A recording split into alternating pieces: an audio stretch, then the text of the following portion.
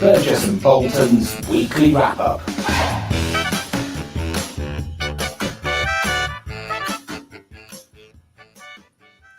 Hello, Ben.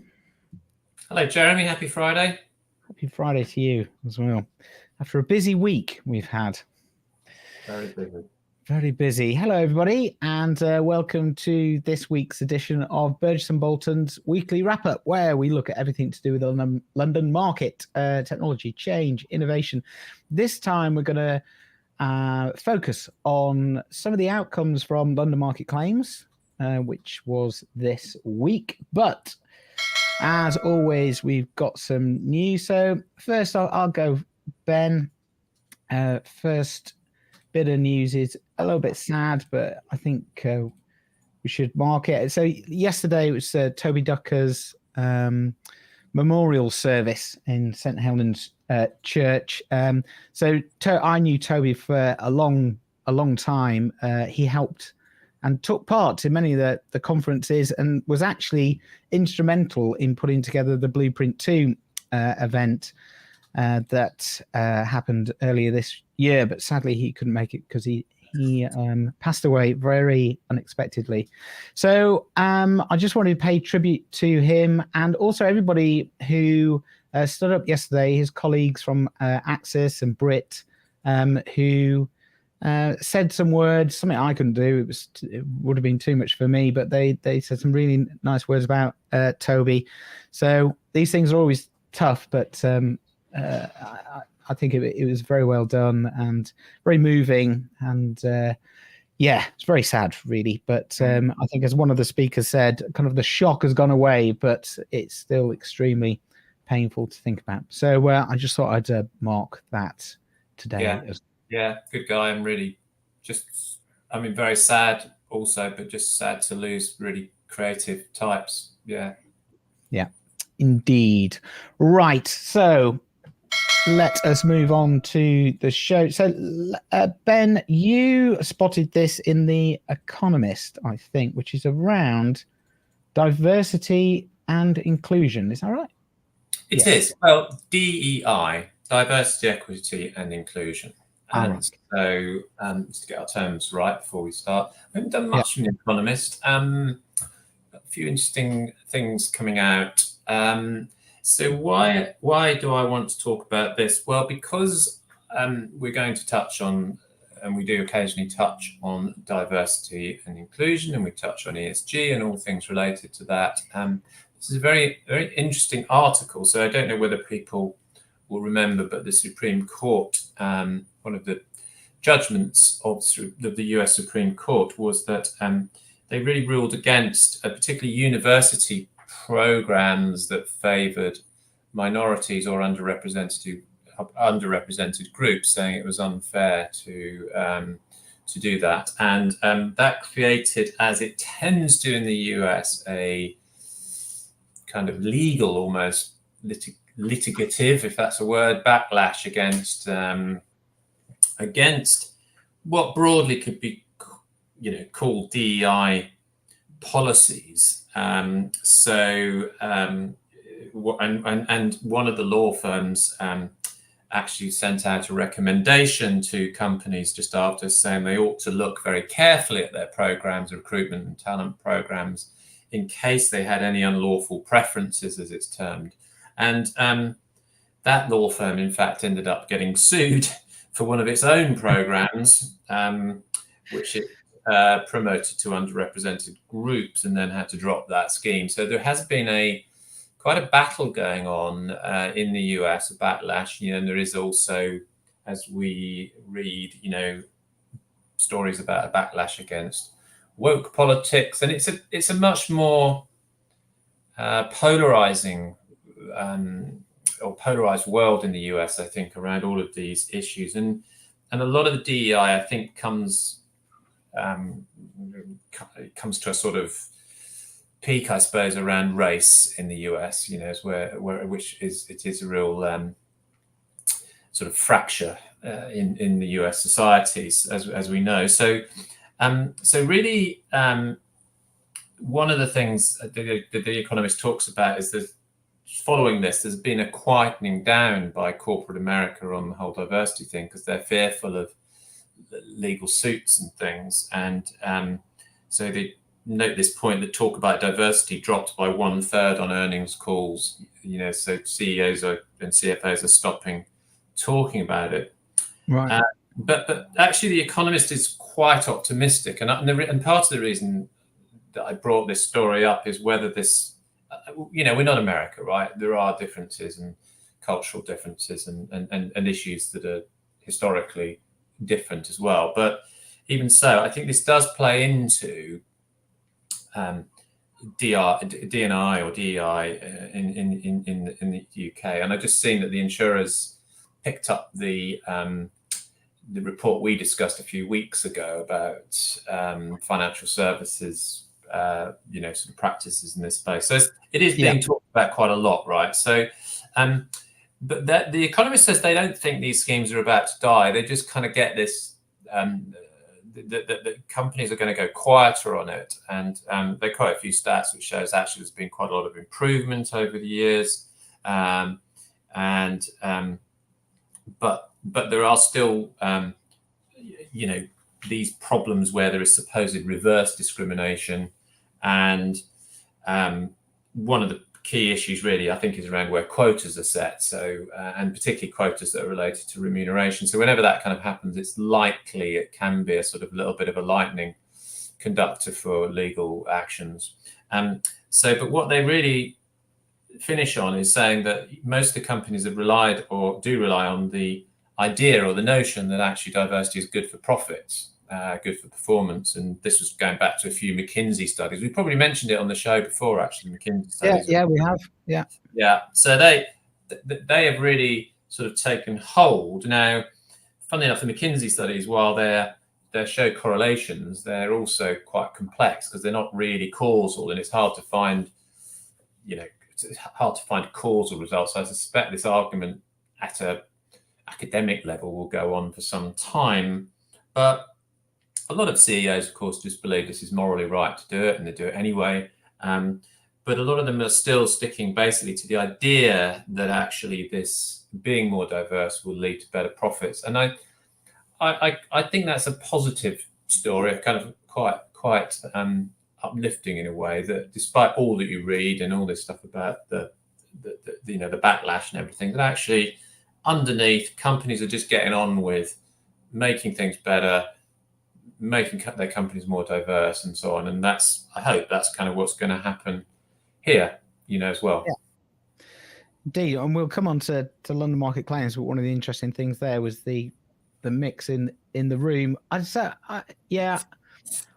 of I get the feeling as well that companies are just getting on with it because it's not just the right thing to do. But we've talked about this before about creativity and problem solving, you need diverse thinkers as well as a diverse range of talent across the board, I suppose, is what I'm trying to say. Yeah, absolutely. And I think the other thing is this whole idea of the social discourse changing. And I think maybe this is what the Economist article is also talking about or getting at, which is once you've set something in train that is a sort of social change, if you like, then it may not look like a big idea, but it will just carry on. So even though there are all these court cases or actions brought by various organizations, while they are sort of hitting specific programs, it seems like the general trend is really now towards diversity, and that's just going to carry on because it's just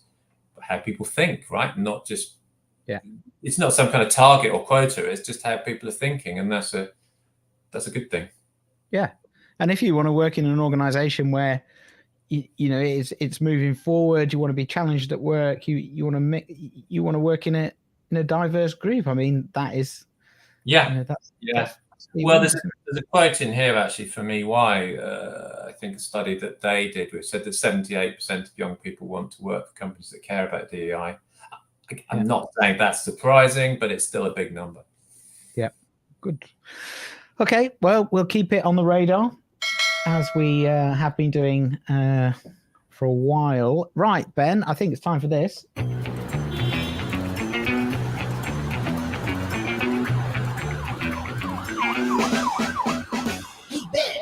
What's the word on the data stream? On the data stream. Absolute quality item coming up.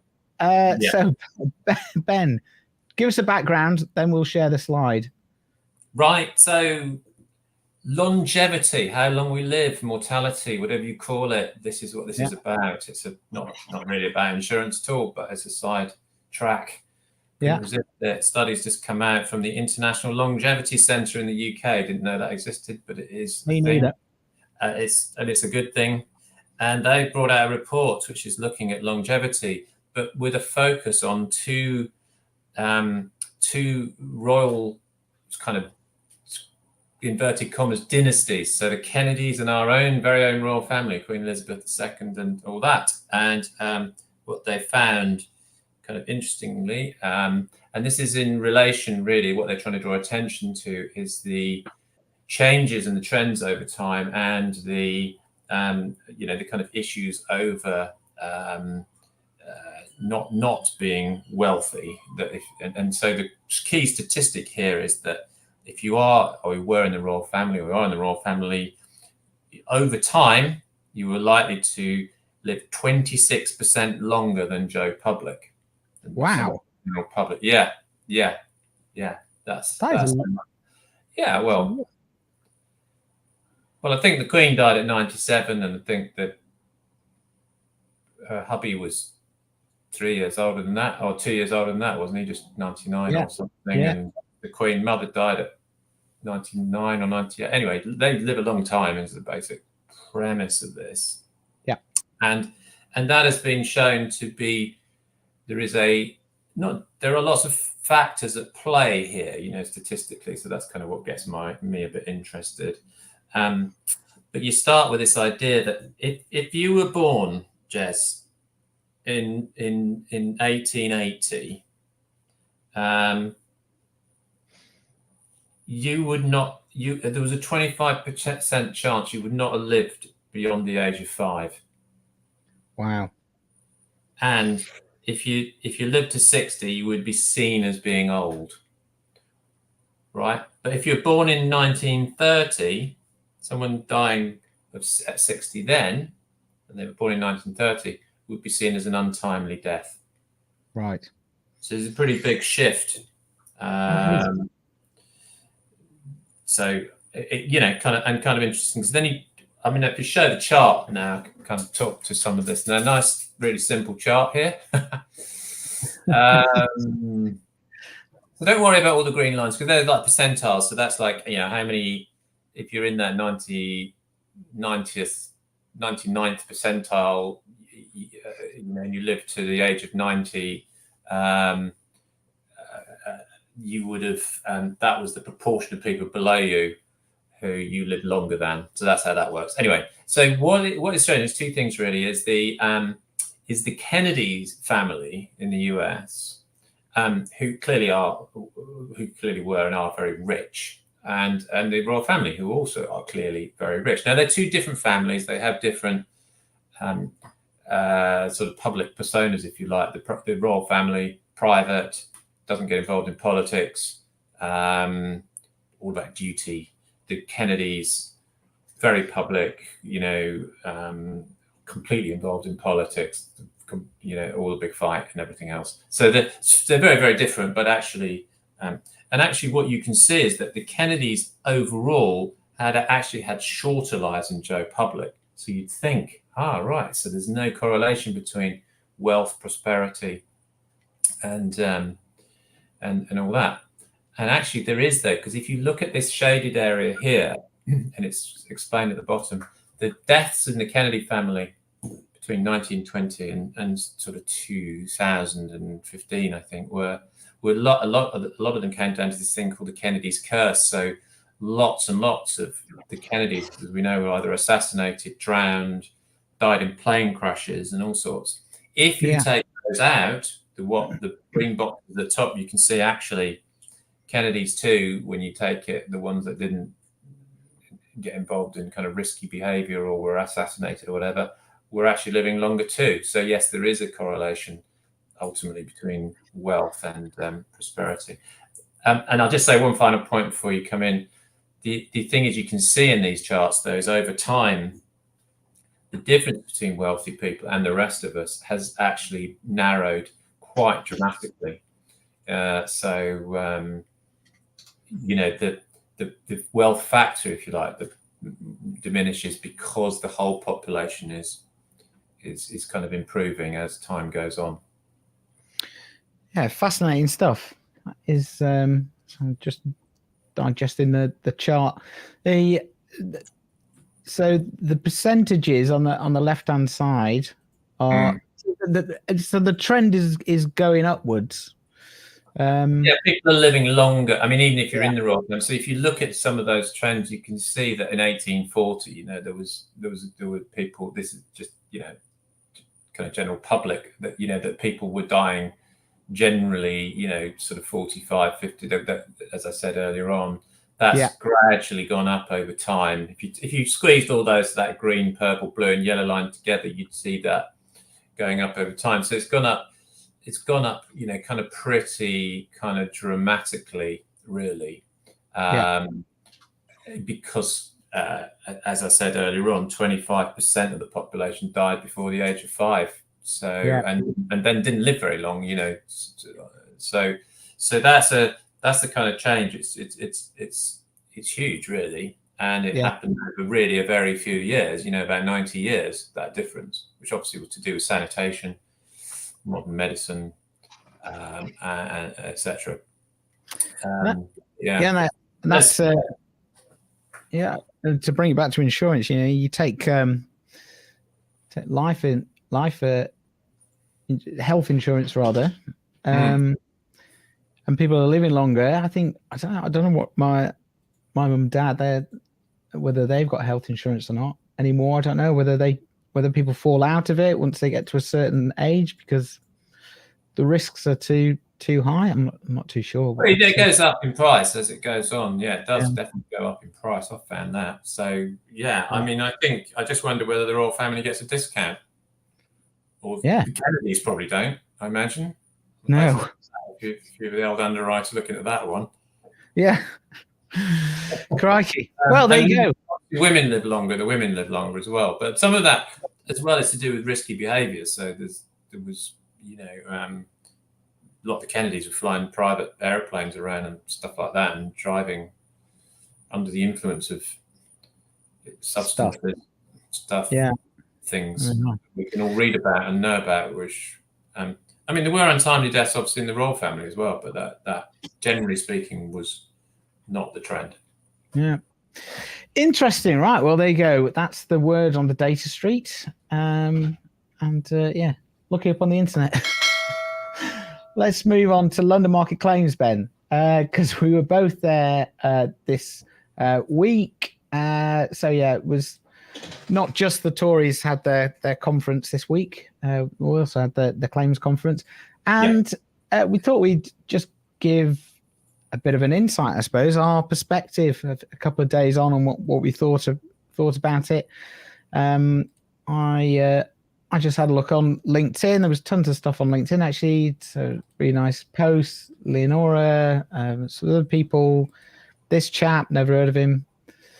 Loads. Loads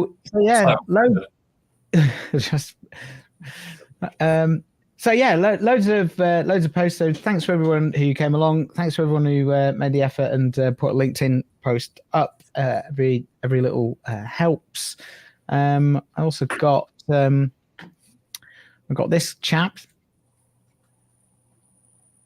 What up, though? It's Big Snoop Dogg, and I'm an English voice from the United States. He just gave us an insight into how he enjoyed it. There was a real sense that the claims community is hungry to embrace change and transform the claims function through the use of new technologies, the adoption of new ways of working, and a renewed focus on client service. I don't know if you could hear that, but it was Snoop Dogg. I know, was he there? I didn't see him. Yeah, there we are. Him. Snoop Dogg, in the audience. So he enjoyed it. So that was good. So I thought, you can never put your finger on why a conference or a party or whatever just goes off. But there's a number of factors. But I'd say in the past, you know, how long have we been doing it? 10 years? in the past, kind of the arc of the conference has normally been something like, oh, at the beginning of the day, it's kind of, oh, we must change. This is the year that we must change. We have a burning platform to change. This is the year to change. And then somewhere in the middle of the morning or at lunchtime, then somebody will go, yeah, but we shouldn't forget how far we've come. It's only 30 years ago that we were moving paper around. Now we've got ECF and we've got all this stuff. And then people go, yeah, we shouldn't beat ourselves up and buy drinks. People go, no, yeah, it's fine. We're doing pretty good. It's all good stuff. And so it never has really felt like it was moving on, but it was different this year, wasn't it? There was a real buzz around the place.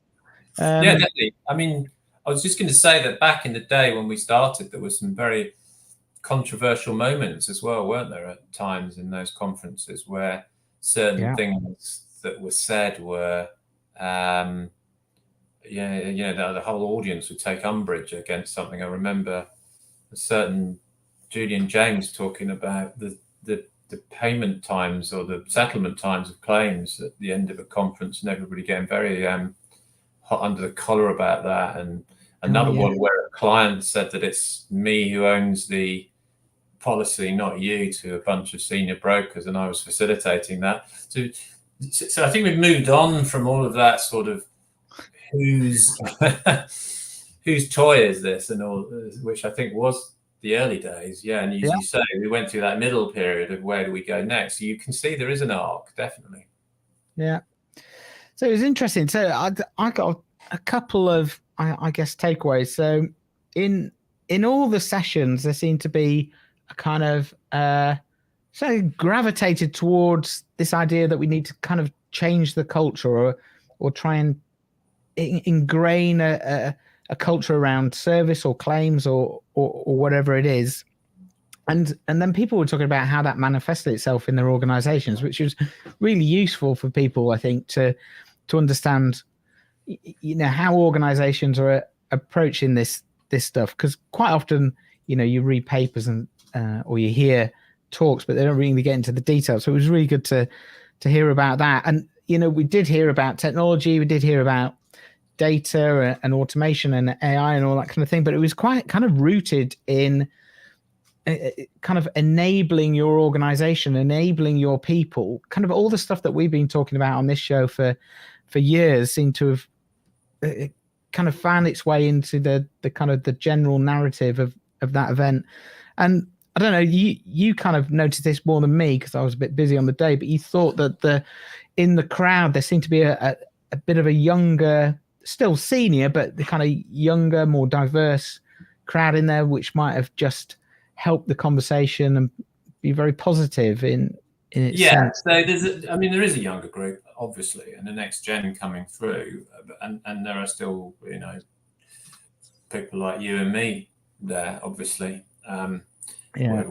Older old farts. And I, though, think that isn't just about a younger generation. I think it is a very a change of mindset, as you say. I think that if you reflect on, back in the day versus last week, I think that the general move is to be, and it was mentioned a few times in the day, that the job itself is the hygiene factor, almost, is the operation of claims isn't the thing we need to be arguing or fighting over. You either get that right or you don't.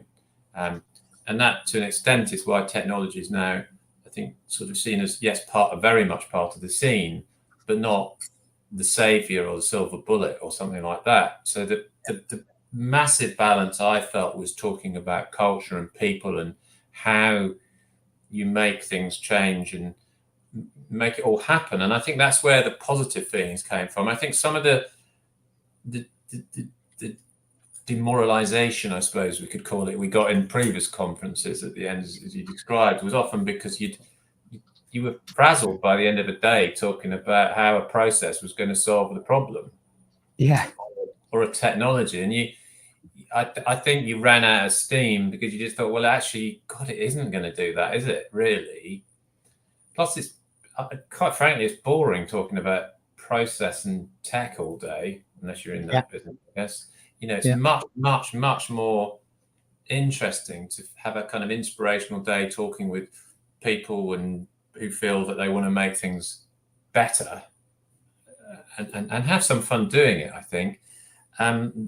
and then we'll all go and use the tools, and we'll all go and make it happen. So yes, it was a can do. I felt more this year.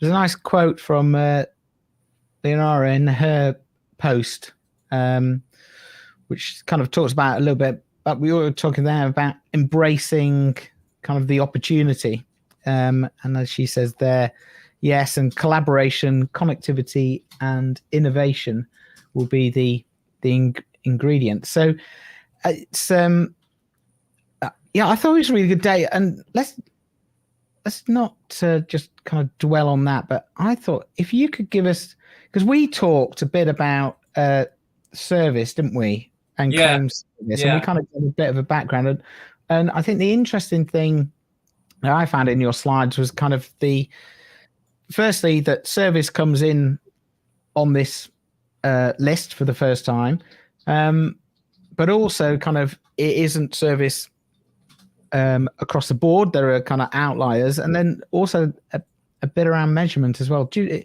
want to just give us the highlights, Ben? Yeah, this is good because I can have a second go at it and do it better than I did this week. So claims, this is really just saying that we've started to notice among placing brokers for the first time, really, I think the last sort of 6-12 months, that claims is coming up in all the studies. This is just one, as quite high up in the shortlisting criteria. And I'd said that this wasn't only something we were seeing in data, it was something that was being reflected in conversations and when we did presentations, that it was becoming more and more important. So the sense of that, again, ideas, the discourse has changed so that people are saying, don't forget claims. Claims has got to be in this. Claims is really important. We need to talk about claims. It's key. So this is and I think that's happening everywhere. So if this just was one finding, I would have been less confident. But I just feel there is this mood change, I think, at the moment on it. Yeah. Which is important. So it's kind of more than this chart says in a way. That's what I was trying to get across. Yeah. Yes. And I think you did get it across. You did all right, Ben. Well, there you go. And then this is the trend. So the encouraging thing is actually London is on a high. It's done pretty well after the usual thing we expected, which is the COVID dip and everything. But we've still got I won't talk about it now particularly, but there still is a big gap between the top and the bottom. But in a way, that's kind of a good thing. It's almost showing that there are more and more players in that top band who want to get better and are working so hard and doing it so well that you're getting that group pushing it up. It's not a sort of generally we're all getting better slightly over time. It's like a real competitive thing going on, and that's good. I think it's I think that's healthy. And I'm pretty sure that will carry on. I mean, questions that you get raised about this are, okay, so this is London. It's a very people-centric market. There's a lot of people. Is it too expensive to run it this way? We'll come to those discussions in due course. Of course, I think technology is going to help and should make it more efficient. But compare these data here to the regional market in the UK, and they're far better, basically. Yeah. And in a more dispersed market like that, you have to rely more on technology and call centers, and you're more distant. So the less people are involved, if you like, the more the service is going to struggle unless you've got something in place to help with that. Yeah. A couple of comments coming in. So more people, let's take a call, and then Gary, what's the other side? Just in terms of exploring Gen AI. Yeah, thanks, pal. And Gary makes a good point. I mean, not being critical, but I know you love it, and you eat AI for breakfast, lunch, and dinner. But I'm like, Mr. kind of skeptic, heard it all before. I like it, but all the evidence says it's about people and how it works, and AI is going to help, and it's going to hinder. It's going to do both things. It's not going to be some silver bullet. I think it's really, really interesting what it can do. My take on the day was almost everybody I spoke to said it kind of works really well at the very, very basic fundamental level and picks that stuff up. And I think everybody recognised that frees people up from the the dull, boring stuff, which of course it does, and it does some amazingly clever things. But I think the point is to keep talking and having conversations about where do we fit, what do we make a difference on when we deliver service or we solve problems. Yeah, certainly in the people I've spoken to, kind of the use cases around AI are at the moment certainly about kind of triaging, about being able to search vast legal documents for relevant information, and those types of things, which kind of makes sense, right? So your point that you're then giving people the opportunity to get on with their work in a more productive way.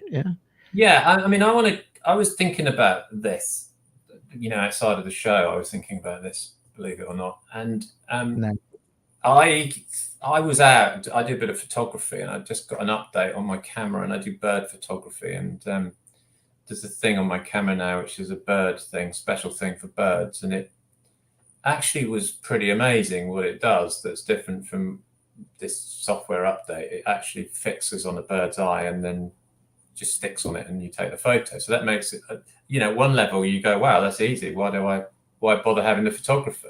And I was thinking, well, it's amazing, it's fantastic, but it's only really a small part of the whole thing. That solves one particular issue, but it doesn't relate really to why I do it or why it matters to other people or the whole context of it. So, and that's what we talked about a lot on the day, really, was, the kind of what's the point of insurance and why are we here and what are we trying to achieve? You can get down rabbit holes of that this will solve that particular problem. Yeah, that's it. And basically, right. The people that use them that make the difference. Exactly. Yeah.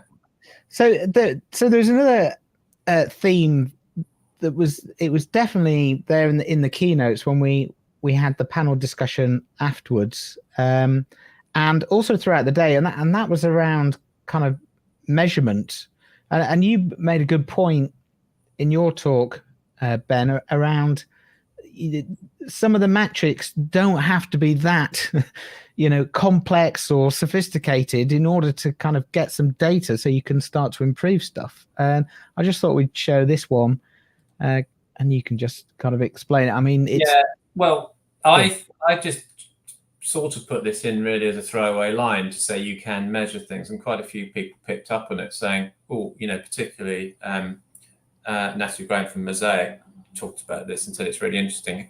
She said it would be quite hard to do the final donut pie chart or whatever this is here. I should know, I suppose.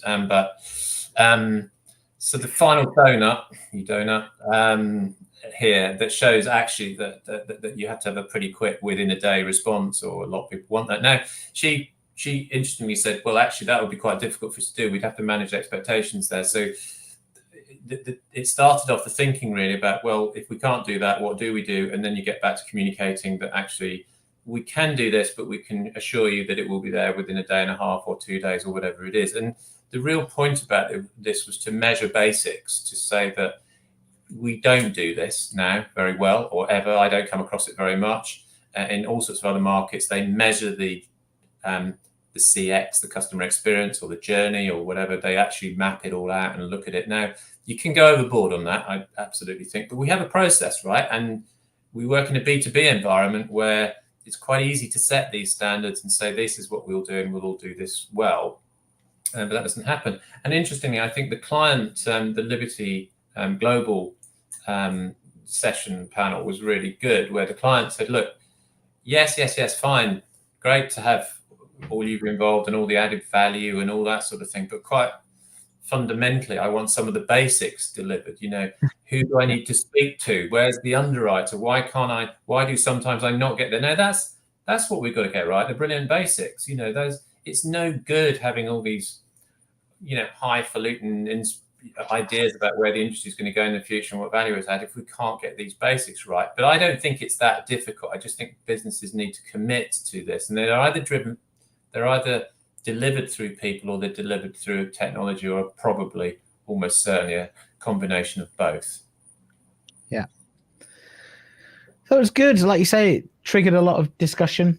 And yeah, I think the panel discussion in the afternoon when we had the clients, I think it was great to see people's reaction when they heard for maybe the first time, what their clients actually thought.